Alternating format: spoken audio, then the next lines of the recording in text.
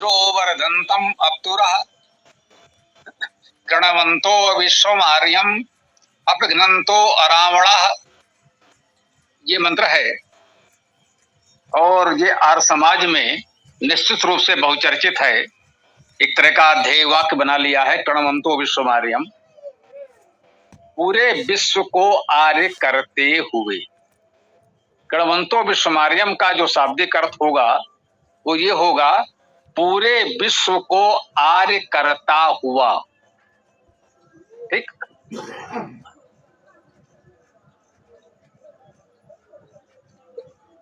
अब पूरे मंत्र को देखिए, कहते इंद्रम वर्धन्तो अप्तुरः।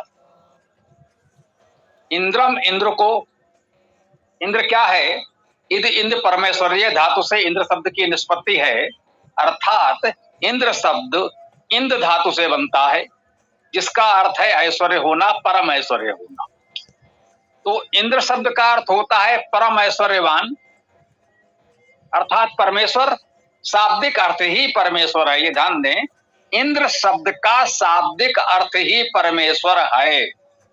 अब वो अलग बात है कि आध्यात्मिक अर्थ में तो हम उसी एकमात्र परमेश्वर की बात करते हैं, और लौकिक प्रेरणा के लिए इंद्र शब्द से राजा, मंत्री, सेनापति आदि समाज के नायकों को भी हम भावार्थ ग्रहण कर लेते हैं, लेकिन शाब्दिक अर्थ तो सदैव रहेगा परम ऐश्वर्य। इंद्र का अर्थ है ऐश्वर्य, परम ऐश्वर्य या परम ऐश्वर्यवान, परमेश्वर। इंद्र का शाब्दिक अर्थ यही रहेगा, चाहे जहां यह शब्द आएगा अर्थ नहीं बदलेगा। कह रहे इंद्रम वर्धन्तो, वर्धन्ता अर्थात बढ़ाते हुए, इंद्र को बढ़ाते हुए। सीधा शाब्दिक अर्थ करें तो इंद्रम वर्धन्ता या इंद्रम वर्धन्तो, इसका अर्थ हुआ इंद्र को बढ़ाता हुआ। अब यदि इंद्र का अर्थ वो परमेश्वर है तो उसे कौन बढ़ाएगा और कितना बढ़ाएगा? वो तो सर्वव्यापक है, अनंत है। उसे अब आप और क्या बढ़ाएंगे, कितना बढ़ाएंगे, कहां बढ़ाएंगे? तो उसको तो यही कह सकते हैं कि हम अपने जीवन में उसकी अनुभूति बढ़ाएं, अपनी चेतना में उस परमेश्वर की अनुभूति को बढ़ाएं। हम तो यही कर सकते हैं। और इंद्रिया परमेश्वर को बढ़ाने की सामर्थ्य तो इस सृष्टि में किसी में है नहीं। तो अपने अर्थ में हम यही ले सकते हैं, इंद्र का अर्थ यदि परमेश्वर है तो हम कहेंगे अपने जीवन में हम इंद्र अर्थात परमेश्वर की अनुभूति को बढ़ाएं। हम कहते हैं ईश्वर सर्वव्यापक है, लेकिन जब कुछ भी गड़बड़ करते हैं तो भूल जाते हैं ईश्वर सर्वव्यापक है तो यहां भी है, वो तो देख रहा है। हम मान लेते हैं हाँ भाई देखो, इधर उधर देख लो, कोई देख तो नहीं रहा है। उस समय ध्यान नहीं रहता है कि वह परमेश्वर तो सर्वव्यापक है, वो तो देख ही रहा है। संसार में कोई देख रहा है तो चिंता करते हैं। इस समय आप देखते हैं लिखा रहता है आप सीसीटीवी कैमरे की नजर में है, सीसीटीवी की नजर में है, सीसीटीवी की नजर में है, सीसीटीवी लगा है, उससे डरते हैं कहीं उसमें ना आ जाए। लेकिन परमेश्वर जो सर्वत्र सर्वव्यापक है उसकी चिंता नहीं है। तो फिर आप कैसे आस्तिक हो? इसका अर्थ है कि आप ईश्वर को नहीं मानते। ईश्वर को मानते तो आपको लगता कि ईश्वर तो है यहां भी। तो मेरे विचार से इंद्रम वर्धन्ता, ईश्वर को, इंद्र को, परमेश्वर को बढ़ाते हुए का भाव यही है कि हम अपने जीवन में उसकी अनुभूति को बढ़ाएं। ये जो हम भूल जाते हैं कि वो सर्वव्यापक है, सर्वत्र है, यहां भी है, तो इसे ध्यान रखने का प्रयास करें। इंद्र को, परमेश्वर को बढ़ाने का तो यही भाव हो सकता है। एक भाव ये हो सकता है परम ऐश्वर्य को बढ़ाते हुए हमारे जीवन में ऐश्वर्य बढ़े, ये बात भी ठीक है। तो मुख्य आध्यात्मिक अर्थ है तो हम आध्यात्मिक ऐश्वर्य, आध्यात्मिक चेतना को बढ़ाने की ही बात करेंगे। लौकिक अर्थ में ठीक है, लौकिक जीवन में कुछ धन वैभव ऐश्वर्य भी चाहिए, उसकी भी आवश्यकता है। यदि सांसारिक धन ऐश्वर्य नहीं होगा तो हमारा वेद का प्रचार का कार्य भी बाधित हो रहा है। यदि पर्याप्त धन संसाधन हो तो हम वेद का प्रचार तीव्रता से कर सकते हैं। तो धन ऐश्वर्य की आवश्यकता तो है, तो सांसारिक अर्थ में भी कह सकते हैं इंद्रम वर्धन्ता अर्थात ऐश्वर्य को बढ़ाता हुआ। है ना, इंद्रम वर्धनता अपतुरा, मुख शब्द आया अपतुरा। ये अपतुरा क्या है? अपतुरा में पहले अप है, फिर तुरा है, दो हैं इसमें। इसको आप समास कह सकते हैं, दो से अर्थ निकालना पड़ेगा। अप धातु है गति करने के अर्थ में और पालन करने के अर्थ। ठीक, अब धातु का अर्थ गति करना और पालन करना है। तुरा, ये तुर से आप लोग परिचित हैं, तुरण, त्वरण, तुरति, तोरण, तोरयति का अर्थ है त्वरित भाव से, वेग से, तीव्रता से बढ़ना, चलना, पूर्णा करना, ये भी इसका एक अर्थ है। हाँ, वो जो हमने दिया है वो इसी शब्द का अर्थ मुख्य रूप से दिया है, क्योंकि ये थोड़ा वैसा शब्द था तो मुझे लगा दे दें, आप लोग देख लेंगे तो सुविधा होगी हमको भी आपको भी। अपतुरा का अर्थ हुआ कि पालन रक्षण की प्रेरणा करने वाला, पालन रक्षण का प्रेरक, समाज में सबका पालन संरक्षण हो इस बात की प्रेरणा दें। तो इसका जो मुख्य कर्ता है इस वाक्य में, इस मंत्र में, वो अपतुरा है, पालन रक्षण का प्रेरक। पूरे समाज में सबके पालन रक्षण की व्यवस्था की जाए इसकी प्रेरणा देने वाला ही इस मंत्र का मुख्य कर्ता है। इंद्रम, तो ये द्वितीय विभक्त कर्मकारक एक वचन में है, ये तो कर्मकारक में है, द्वितीय विभक्त में है। कर्ता कौन है? अपतुरा। इंद्रम वर्धनता अपतुरा, इंद्र को बढ़ाता हुआ अपतुरा, अर्थात पालक रक्षक, पालन रक्षण की प्रेरणा देने वाला। गणवंता विश्वम आर्यम, गणवंता विश्वम आर्यम, गणवंता अर्थात करता हुआ, विश्वम अर्थात विश्व को, सबको। देखिए, विश्व को का शाब्दिक अर्थ है सबको, विश्व का अर्थ होता है सब।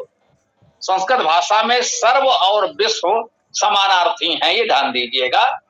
गणवंता विश्वम अर्थात सबको करता हुआ, क्या करता हुआ?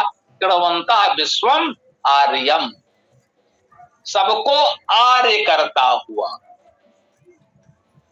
परंतु यहां पर एक समस्या और है। विश्वम तो ये सर्वनाम है, किसी भी रूप में ले लें, प्रथमा द्वितीया में चल जाए, लेकिन आर्यम द्वितीया विभक्ति में आ रहा है। आर्य प्रथमा विभक्ति में होता है। यद्यपि कुछ शब्दों में जिन्हें नपुंसक लिंग कहा जाता है, प्रथमा विभक्ति में भी ये मकार आ सकता है, लेकिन वो जैसे पुस्तकम, पुस्तकम प्रथमा विभक्ति भी है और द्वितीया विभक्ति भी है, लेकिन ग्रंथम प्रथमा विभक्ति में नहीं आएगा। दोनों का अर्थ एक ही है, ग्रंथा प्रथमा विभक्ति, ग्रंथम द्वितीया विभक्ति।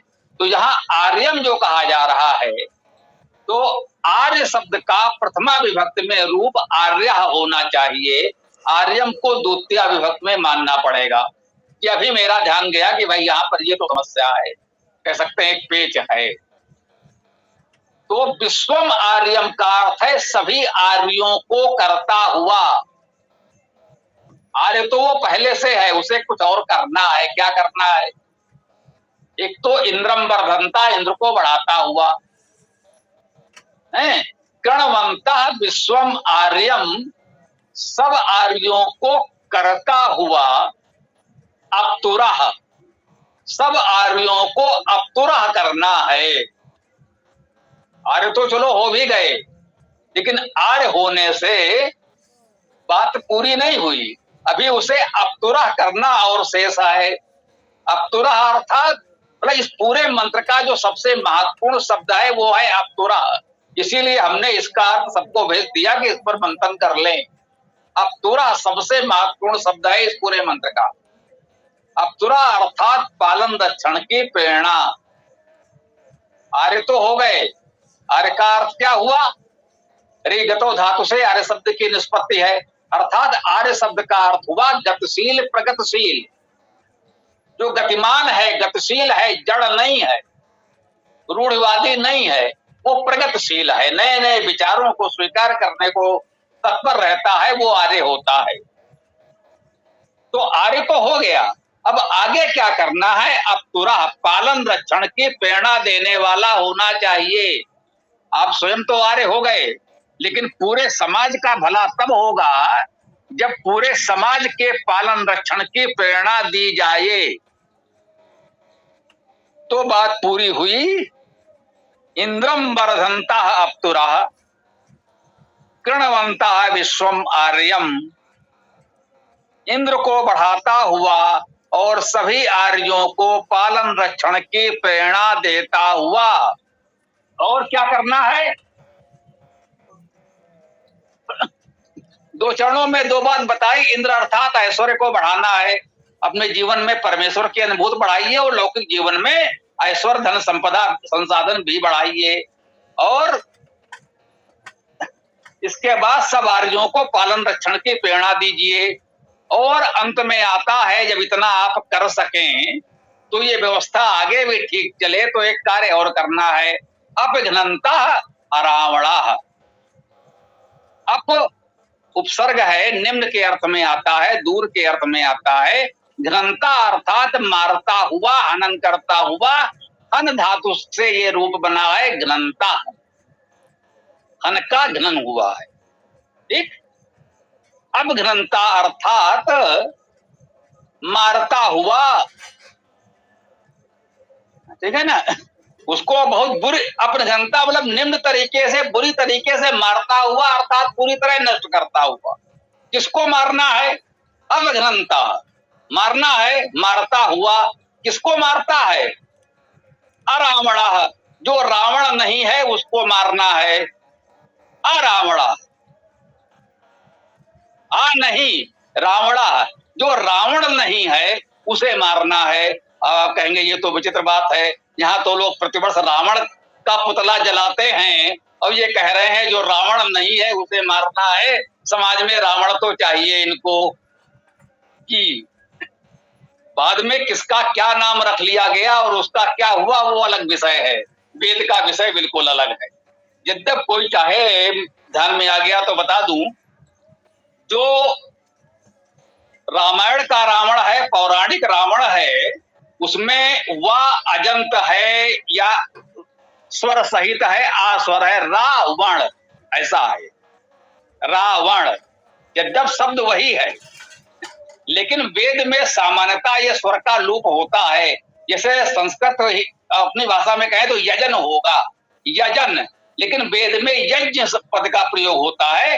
जा का जो आ है वो लुप्त हो जाता है, तो जा हलंत हो जाता है, या बोलचाल की भाषा में कहें तो आधा हो जाता है। फिर वो ना का या हो जाता है, जा के प्रभाव से, जा वर्ग में चाचा जाया या वो अंतिम वर्ण ना के स्थान पर या आ गया तो यंज बन गया। ऐसे बहुत से शब्द आपको वेद में मिलेंगे जहां इस तरह स्वर का लोप होकर के बन जाता है, अर्थ वही रहेगा। अब आप देखिए अर्थ होगा क्या। एक कौतूहल तो जगा कि भाई ये कौन सी बात हुई। आ उपसर्ग है, आ का अर्थ है नहीं, रा धातु का अर्थ है देना। जो देता नहीं है, अदानी है, दान नहीं करता, उसे कहा अरावण। क्यों? अप्तुरा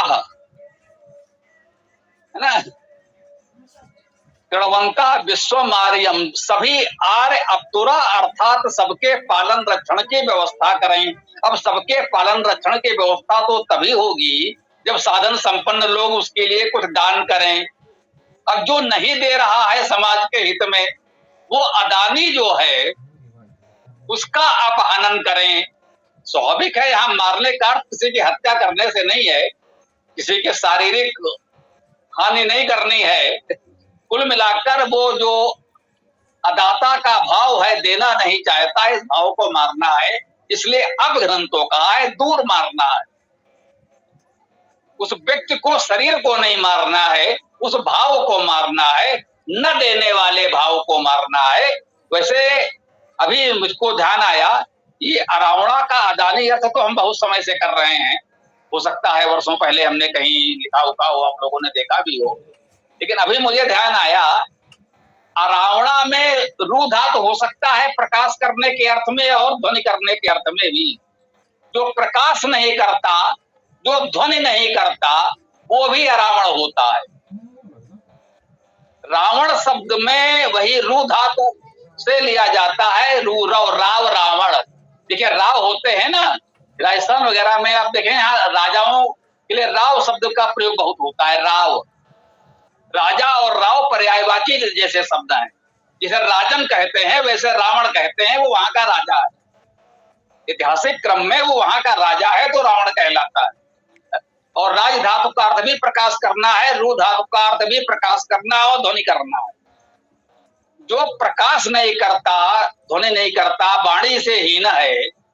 मुख्य रूप से हम कहेंगे वेद विद्या वेद वाणी से हीन है।